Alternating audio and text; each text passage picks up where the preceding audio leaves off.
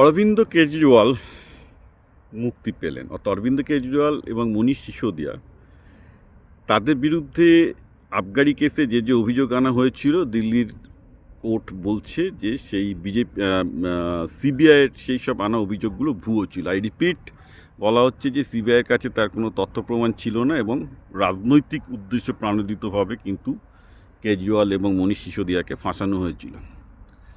তো এটা নতুন কিছু খবর নয়, সবাই আমরা এটা জানতাম, এটাই কেস। কারণ সিবিআই বলে কিন্তু কোনো কিছু ভারতের কনস্টিটিউশনে ছিল না। আমি আবার বলছি, ভারতের সংবিধানে সিবিআই ছিল না। আপনারা একটু সিবিআইয়ের হিস্ট্রি নিয়ে দেখতে পাবেন যে সিবিআই এই যে সেন্ট্রাল পুলিশ, এটা তৈরি করা হয়েছিল আনকনস্টিটিউশনালি, যার কোনো সাংবিধানিক বেসই নেই, এবং বলা হয়েছিল যে তারা বিভিন্ন রাজ্যের পুলিশের মধ্যে সমন্বয় করবে এবং রাজ্য পুলিশের সাথে সহযোগিতায় অনেক সেন্ট্রাল কেসগুলো সলভ করবে। তো তার বদলে এটা এখন বহুদিন থেকে, কংগ্রেস আমল থেকে শুরু করে বিজেপি আমলে যারা যারা ক্ষমতায় থেকেছে, তারা একটা সেন্ট্রাল গভর্নমেন্টের লিটল বাহিনী হিসেবে চলে আসছে আর কি।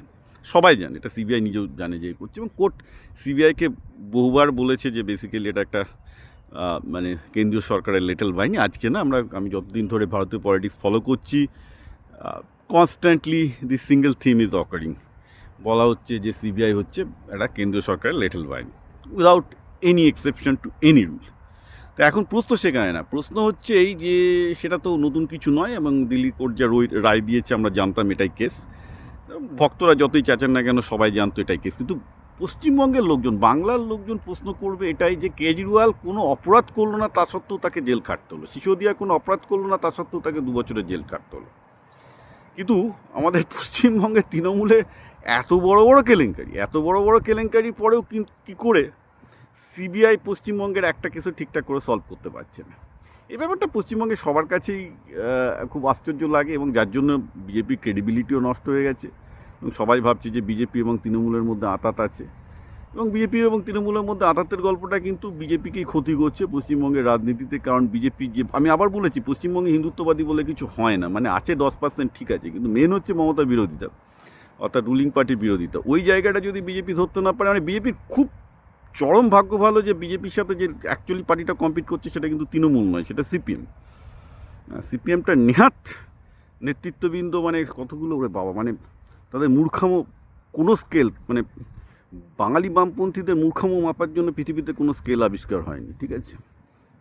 নেহাত সেরকম একটা পার্টির সাথে তাদের কম্পিট করতে হয়। যদি পশ্চিমবঙ্গে আজকে একটা, মানে শুভেন্দু অধিকারী, অধীর চৌধুরী, অভিজিৎ গাঙ্গুলি এরা মিলে যদি একটা ভালো বাঙালির দল তৈরি করতো না, বিজেপি টিজেপি সব উড়ে যেত, দুদিনে উড়ে যেত। কারণ সবাই জানে যে বিরোধিতার জায়গাটা বিজেপি ঠিকঠাক করে নিচ্ছে না, কারণ তৃণমূল এবং বিজেপির একটা কমন স্বার্থ আছে, সেটা হচ্ছে কংগ্রেসকে রুখে দেওয়া। সেইভাবে কাজটা চলেছে, এটা আমরা সবাই জানি, বহুদিন থেকে এই ব্যাপারটাই চলছে।